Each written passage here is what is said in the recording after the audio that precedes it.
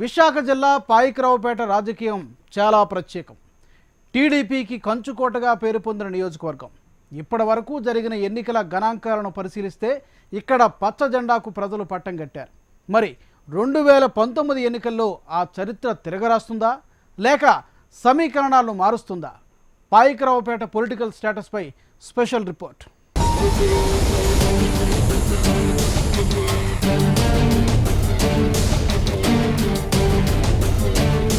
విశాఖ జిల్లా పాయికరావుపేట నియోజకవర్గం జనాభా 93,000. వారిలో 46,825 మంది పురుషులు, 46,268 మంది మహిళలు.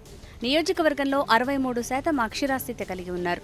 ఎస్రాయవరం, నక్కపల్లి, పాయకరావుపేట, కోటవురట్ల మండలాలు కలిసి ఉన్నాయి.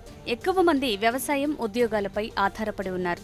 అయితే ఈ నియోజకవర్గం సామాజిక సమీకరణలో భాగంగా ఎస్సీ రిజర్వ్లోకి వెళ్ళింది. ఇక్కడ పోటీ చేసే నాయకులు ఎక్కువగా స్థానికేతరులే ఉంటున్నారు.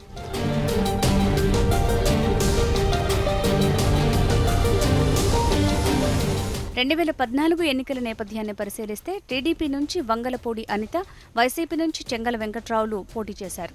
అయితే 2019లో చెంగల వెంకట్రావు టీడీపీ ఎమ్మెల్యేగా గెలిచినా తర్వాత పార్టీ మారటంతో అతని మీద ఉన్న వ్యతిరేకత 2014 ఎన్నికల్లో అనితకు కలిసొచ్చింది. అప్పటి బీజేపీ, జనసేన పొత్తుతో టీడీపీ హవా కొనసాగి అనిత మంచి మెజారిటీతో గెలుపొందారు. అయితే 2019 ఎన్నికలను పరిశీలిస్తే తనకు సీటు దక్కుతుందని భావించిన అనితకు ఆశాభంగమైంది. దీంతో టీడీపీ నుంచి డాక్టర్ బంగారయ్యను బరిలోకి దింపింది అధిష్టానం. వైసీపీ నుంచి గతంలో కాంగ్రెస్ నుంచి ఎమ్మెల్యేగా గెలుపొంది తర్వాత వైసీపీకి మారిన గొల్లం బాబురావు ఈసారి వైసీపీ అభ్యర్థిగా రంగంలోకి దిగారు. జనసేన అభ్యర్థిగా రాజమండ్రికి చెందిన నక్కా రాజబాబు పోటీ చేశారు. టీడీపీ కంచుకోటగా భావించే పాయకరావుపేటలో ఈసారి లెక్కలు మారుతాయన్న సమీకరణలు అందుతున్నాయి. విజయం ఎవరిని వరిస్తుందన్నది మాత్రం ప్రస్తుతం ఉత్కంఠగా మారింది.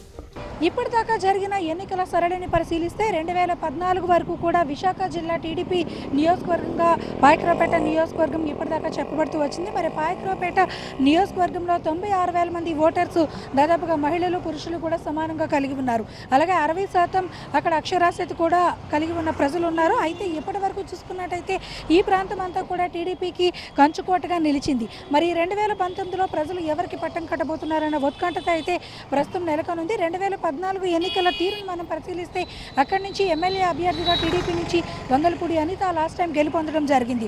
మరి ఆమెకు ప్రత్యర్థిగా చెంగల వెంకట్రావు వైసీపీ నుంచి బరిలో నిలిచినప్పటికీ కూడా ఆయన ఓటమి పాలయ్యారు.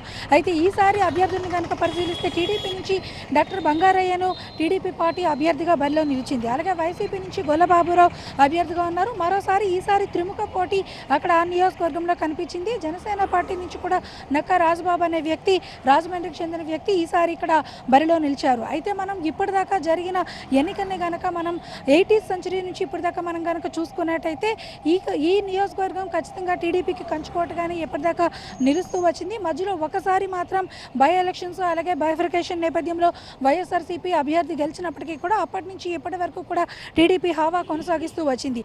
అయితే గత ఎన్నికల్లో కూడా వైఎస్ఆర్సీపీ అభ్యర్థికి టీడీపీ అభ్యర్థికి కాస్త పోటాపోటీగా హోరు నడిచినప్పటికీ కూడా వంగలపూడి అనిత మంచి మెజార్టీతోనే గెలుపొందారు. అయితే ఇప్పుడు మనం ఎన్నికల సరళిని కనుక పరిశీలిస్తే కనుక 2019 ఎన్నికల్లో టీడీపీ హవా కొనసాగుతుందా లేదా అనేది కొంత సందిగ్ధమైన వాతావరణం అయితే నెలకొనుంది. ఎందుకంటే అభ్యర్థి డాక్టర్ బంగారయ్య ఇప్పటిదాకా అక్కడ ఎవరికి కూడా పరిచయం లేని వ్యక్తి, స్థానికేతరుడు కావడం ఒక మైనస్ పాయింట్గా టీడీపీకి చెప్పొచ్చు. అయితే వైసీపీ అభ్యర్థి నుంచి గొల్లబాబురావు అక్కడ గతంలో పనిచేసిన అనుభవం ఉంది. అలాగే ప్రజల నుంచి ఆయనకి మంచి ఆదరణ కూడా ఉంది. ఆ నేపథ్యంలో ఈసారి వైసీపీ వచ్చే అవకాశాలు కూడా ఎక్కువగానే కనిపిస్తున్నాయి. అయితే ఏదేమైనా మొత్తం ఓవరాల్గా ఇక్కడ పాయకరావుపేట నియోజకవర్గంలో మాత్రం ఉత్తరాంధ్ర నుంచి ఏ పార్టీ హవా కొనసాగిస్తే అక్కడ ఆ పార్టీ నేత మాత్రమే ఇప్పటిదాకా విజయం సాధిస్తూ వచ్చారు. మనం ఈ మొత్తం పోలింగ్ సరళిని కానీ అంతా కనుక చూసుకున్నట్టయితే 2019 ఎన్నికల్లో దాదాపుగా 63% పైబడి అక్కడ పోలింగ్ నమోదైంది. మరి ఈ నేపథ్యంలో అక్కడ ఈసారి మళ్ళీ హోరాహోరీ పోరు కనిపించే అవకాశం అయితే ఉంది. అయితే ప్రస్తుతానికి 2019 ఎన్నికల సరళిలో త్రిముఖ పోటీ నెలకొన్నప్పటికీ కూడా జేఎస్పీ నుంచి అభ్యర్థి కొత్తవాడు కావడం, అలాగే టీడీపీ నుంచి కూడా బరిలోకి దిగిన డాక్టర్ బంగారయ్యకి ఎటువంటిగా పెద్ద పరిచయాలు లేకపోవడం, ఈ రెండు మైనస్ పాయింట్స్ ఆ పార్టీకి ఉన్నాయి. మరి వైసీపీ నుంచి అభ్యర్థిగా నిలిచిన గొల్లబాబురావుకు మాత్రం గత పరిచయాలు ఉన్న నేపథ్యం, అలాగే అక్కడున్న సామాజిక వర్గం, అలాగే గతంలో పనిచేసిన అనుభవం, ముఖ్యంగా అతను ఒక ఉన్నత స్థాయి అధికారిగా పనిచేసిన అనుభవం కూడా ఉన్న నేపథ్యంతో మొత్తంగా అన్నీ కలిపి అతనికైతే మెరుగైన ఫలితాలు అయితే వచ్చే అవకాశం కనిపిస్తుంది.